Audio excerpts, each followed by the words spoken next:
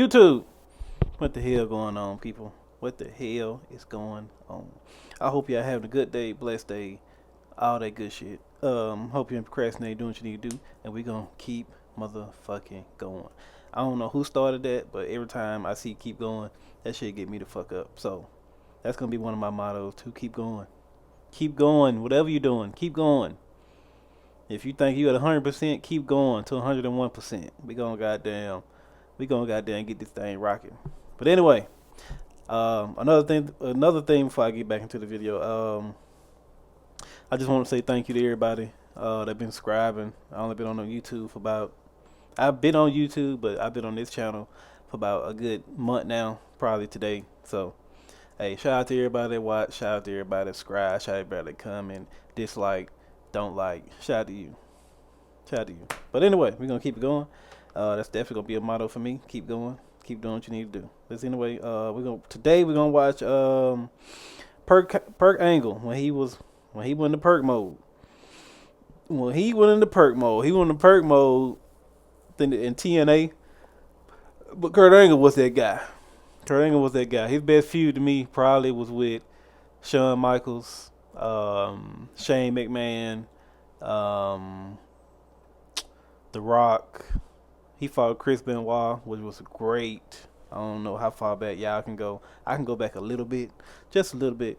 But he fought Chris Benoit. That shit was great. They don't talk about it because, what Chris Benoit did. But, yeah, I loved it. TNA, I didn't watch too much TNA back then when Curt was in TNA. So, let's see what Perk Angle was doing over there. I know he was jumping off shit. Curt Angle is quite simply one of the best professional wrestlers of all time. A member of many halls of fame, Angle's accomplishments speak for themselves, and he deserves I'm just the a sexy utmost Curt. respect for his contributions to the sport. But let's face it, the man has also become something of a meme in recent years. Some sections of the internet wrestling community celebrate not just Curt's title triumphs and epic matches, but also the times where he became Perk Angle. I won't get into the particulars, if you know, you know, but in this instance, we're using the term perk to describe those moments where Curt seemingly found a whole other level of intensity or insanity from which to operate on. Ladies and gentlemen, the beam is well and truly about to kick in. How many times y'all had the ankle lock put on y'all? But, man, I'm quite sure Curt Angle probably cranked up a little bit and made it look like that shit was breaking their ankle.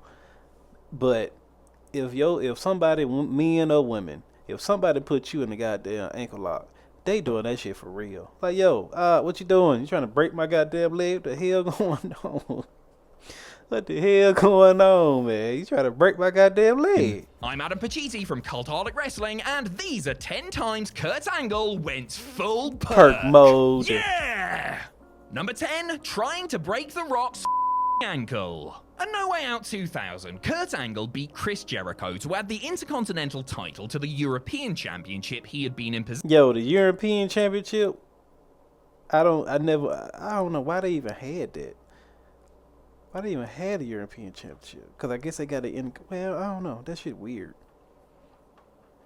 Possession of for the past couple of weeks. A year later, Angle, who had been on the WWE roster for less than 18 months, was walking into No Way Out as the defending WWE champion, putting his title on the line against The Rock in the show's headliner. It caught on quickly, didn't he? The pay-per-view poster boy had been freakishly good from the start, but at this stage he had really ramped up one of his famed three I's, intensity. And he had to be at his very best against the great one, the two putting on a tremendous back-and-forth battle. Young Rock. Digging deep into his arsenal, Angle busted out what would be one of his favored weapons going forward, the ankle lock. Debuting his new finisher clearly excited the Olympian, who shouted at the top of his lungs, spit flying from his mouth, "Tap out, you son of a bitch! Do it now! I'll break your, well, you know what, foot!" Ankle. I, for one, believe him. Number 9, trying to get booed at New Year's Revolution. After several years of spellbinding in-ring performances and memorable moments, fans found it hard to hate Curt Angle. He'd given so much for their entertainment. Was Curt Angle really been one of the I don't believe Curt Angle was ever a heel. I think he was trying to be. I think that's what you talk about. He was trying to be, but he wasn't. People liked him so much, he just couldn't be. That's a young Brock Lesnar. His daughter looked just like him. Well, of course, but yeah, His Best daughter's gonna be wrestlers in the world crazy. for a while by that point, so it was hard not to applaud and cheer him on, even if just out of respect. Drawing attention to his own unwavering popularity while ostensibly portraying a heel at New Year's Revolution 2006, Curt delivered a completely OTT backstage promo. Flanked by manager Davari, the man who had proudly represented his country said Then he, that hoped the he USA managed lost Jinder the Mahal, war in didn't he? Iraq.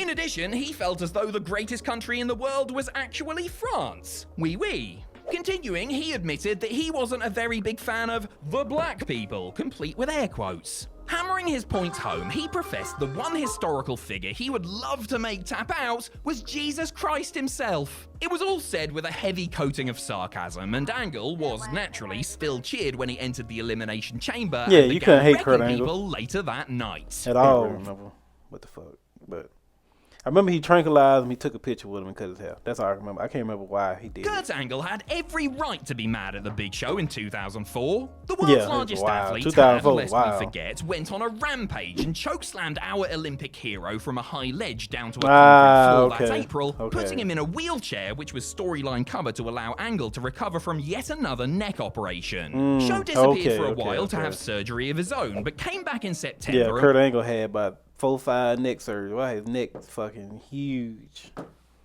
But yeah, Big Show back then was. Did Big Show win the title back then? I think he did. Can't remember, but yeah, that he Big Show was great. Big Show was great. I hope he still ain't trying to wrestle. I hope he trying to do like just help big men, you know, get around the ring. Like Omos is great. I love Omos. And went after the But now he ain't former AEW, SmackDown general manager. Angle realized the threat the big nasty bastard carried and did the logical thing we would all do if we were being pursued by a pissed off giant. He shot him with a tranquilizer gun and shaved his hair off. Yeah, that's yes, okay. with the help of Mark Jindrak and I don't remember them two. Angle went all King Kong on Paul White, spiking him with a dart before giving him a short back and sides. It was a memorable angle, no pun intended, and Curt looked like he was having the time of his life posing over his prey while smiling like a perked up big game hunter. Number 7, Sexy Curt. I'm just One a of the sexy more frightening Curt. things about our old pal Percules was his ability to go from playing the clown and taking the mick out of himself one minute to looking like a straight-up dangerous psychopath the next. Endearing yet terrifying, Curt was adept at flipping the switch and getting Curt Angle serious can do when that the though. He can flip situation that switch called anytime for he it. wanted. One of Angle's most famous WWE Just segments Sexy was his Curt. rendition of Sexy I Curt, got his the own loot. braggadocious take I on the got theme the song medals. for Some WrestleMania shit like opponent that. Shawn Michaels. I think I'm cute. I got gold medals. I got the moves to make them all tap out. The angle slam, the ankle lock. Marty Jannetty still can't walk. I'm just a sexy Curt. Sexy Curt. Well, you know how it goes. It was genuinely hilarious, and he was clearly shit. enjoying every second of it. However, once the Heartbreak Kid cosplay was Then he done, put her in the ankle Curt lock. flipped the switch and attacked Sean's former flame sensational Sherry Martel, Hey. trapping her in the ankle Hey, that's what it didn't matter. You going to the ankle lock. It didn't matter who you were. lock as she wailed in agony. Serves you right, to be honest, Sherry. Oh, You I should've known can't better wait than to buy a trust chair. bald man in God chaps. damn, I hate this Number chair. 6, Curt walks around backstage in his underwear, beating people up. I don't It's remember that. exactly what it says it is. I don't remember alright? no shit like the this. show-long storyline on the July 19th, 2007 edition of TNA Impact concerned Kurt Angle's efforts to get his stolen possessions back. The Olympian had his clothes, bag, and title belts all nicked while he was tanning and proceeded to walk around backstage wearing only a red Speedo and matching flip-flops at the Universal Studios soundstage, demanding that they be returned. Along the way, he accused Jeremy Borash of staring at his package and beat Yeah, up I don't remember Charl, this. who he believed was smiling about his fate despite it just being his mask design, as well as a backstage production worker who he hit with a running axe handle off a table. It was ludicrous, wonderful entertainment. It all led to a scene where Angle came down to the ring in his bathrobe, was confronted by Samoa Joe, and after countering Joe's attempt to lay him out, ended up putting Damn, the Samoa Joe submission started machine in through a TNA? table and slapping on the ankle lock. All this in his bright Yeah, Samoa he did start in TNA. Yeah, he's in AEW now. Samoa Joe in WWE he fit. I don't know why they even fired that man. I don't even know why red they fired him. Speedo. Talk about sexy Curt. Number 5, the somersault stage dive. As a world-class amateur wrestler, Kurt Angle unsurprisingly adopted a pro wrestling style that was heavy jumping on off submissions, cages, jumping takedowns, off and goddamn suplexes. stages. But just because the gold medalist could tie you up in knots or throw you halfway across the ring doesn't mean he was necessarily averse to taking to the skies. Never was this more apparent than during his Falls Count Anywhere battle with Abyss at TNA Turning Point 2008. With the monster recovering on the arena floor, Angle found it incumbent upon himself to do a running front flip onto him off the stage. Now, this would be a risky move for your average X-Division daredevil, but for a man with a notoriously dodgy neck, don't get me wrong, it was a beautifully executed. That man, Nick, he ain't had how many surgery Curt had? Curt had about 6 surgeries on his neck, which is insane. And still doing crazy shit. Yeah, them perks. Them Perks, goddamn, was in full mode. Move. I wonder how many he would take. If Curt didn't have a 300-pound human crash pad, or was even a fraction of a second off, things could have gone very badly. He would have been back in that surgery room. I feel like it's also worth mentioning that this was the same match that Angle put a chair onto Abyss and delivered an inch-perfect moonsault just because he was, you know, mental. Number 4, the Raw Cage Moonsault. Speaking of moonsaults, one of our man's special party tricks was doing a big backflip off the top of a steel cage. Angle could arch with the best of them, though due to his inexperience, he wasn't so confident when it came to actually hitting the move. In fact, much less so after accidentally breaking Bob Holly's arm. While he may not have been too hot on actually landing on a specific target, he was more than willing to take a belly flop for the team, even if it was coming from a great height. Gotta be a team player. 2001 edition of Monday Night Raw, Curt and Chris Benoit were given a rare main event singles outing when they were. They don't talk about this because Chris Benoit. They don't even want people to remember him, but yeah, that man had some good matches. That man had some great matches. Booked in a steel cage grudge match. As Angle tells it, both he and the Rabid Wolverine made an extra effort to impress WWE champion Steve Austin, who provided commentary from ringside. What they actually ended up doing was scaring the Texas Rattlesnake off, with Kurt's insane empty pool bump taking not only the wind out of his own sails, but the breath out of every fan watching on in awe. Number 3, the Lockdown Cage Moonsault. Of course, a spot like a moonsault off the top of a freaking cage just something taking a moonsault, man, I know that shit hurt. I just know it hurts. I don't care what they say. If somebody jump off some shit that's like 12 feet in the air and land on you, unless you in like a great spot, that's the only way. I don't know. You gonna feel that shit. Is it? Not if you Perk Angle, anyway. Yeah, he don't give a fuck. Almost a decade after he went splat on Raw, Angle resurrected the high spot for his brutal and compelling cage contest with Mr. Anderson at TNA Lockdown 2010. Their feud had been incredibly personal up to that point, and both men pulled out all the stops to deliver a classic. And amazingly, Curt actually hit the move on this occasion. It was flawless, and as much credit as Angle deserves for pulling it off, Anderson deserves as much for willingly lying there and putting his life, or his face anyway, in his opponent's free-falling hands. Anderson has since said that not only did Curt barely touch him, but that TNA producers had no idea the move was coming. Angle suspected they wouldn't let him if he told them ahead of time, so he informed Ken on the sly and agreed to take the heat when he got backstage. Number 2 is Pathological Pursuit of Charl. There were lots of directions the Curt Angle character could have gone in after he defeated Shawn Michaels in a 5-star classic at WrestleMania 21.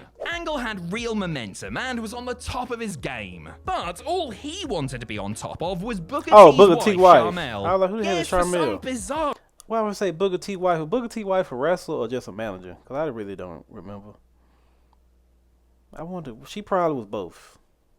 Reason, WWE creative forces scripted Curt to go after Charmel, which included some of the creepiest segments and interviews ever seen on WWE TV. From kicking her down and threatening to kidnap her to expressing his desire to have interspecies relations with her, Angle was a constant menace. I'm sure it wasn't what he envisioned for his future when he was stood on that podium in Atlanta back in '96, but it was certainly memorable. Not good, of course, but memorable, and showed a new side of Curt's character. The man himself has labeled it the worst storyline he's ever been a part of, but his dislike for the creative direction didn't prevent him from giving it his absolute all and allowing himself to look like a total and utter deviant. Number 1, Breaking Glass with Shane O'Mac. Nobody, of course, and I mean nobody, expected Shane Curt McMahon. Angle Shane McMahon, it's definitely was definitely born to do this. That man had no experience, but that man when that motherfucking put his life on the line every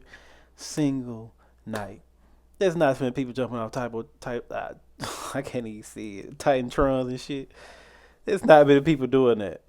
Not many to people go as doing hard that. as they did at King of the Ring 2001. Not only was Curt pretty clean-cut and scientific as far as his wrestling style was concerned, but he had already wrestled 2 tournament matches earlier that night. Shane, meanwhile, was happy to get his hands dirty in a hardcore environment, but there is a world of difference between dirty hands and a body Then the full glass of supposed to be broken fake. glass. Their street fight was going swimmingly when they decided to make their way to the stage set for a pre-planned stunt. Curt was supposed to throw Shane through some gimmicked sheets of glass, but unbeknownst to the combatants, WWE's props department had switched it out for the real thing, as they were worried that the explosion caused by the show's pyro would cause it I to didn't know that shatter. part. Well, the fireworks didn't break it, but Shane's head did. Yeah, I didn't know that part. It supposed to been they did it. The department didn't want to do it because of the pyro, but man, yeah, per angle was different over there in TNA. I wonder did they ever say did it? I watched Joe Rogan. I think I said this already. I watched Joe Rogan interview with Kurt Angle, and I don't remember him saying why he got fired from WWE. Was it because of the pills and everything he was doing? Well, TNA took him, and they got goddamn the best mold of Kurt that I think we ever gonna see. But anyway, you like the video, like, comment, subscribe, share. Peace.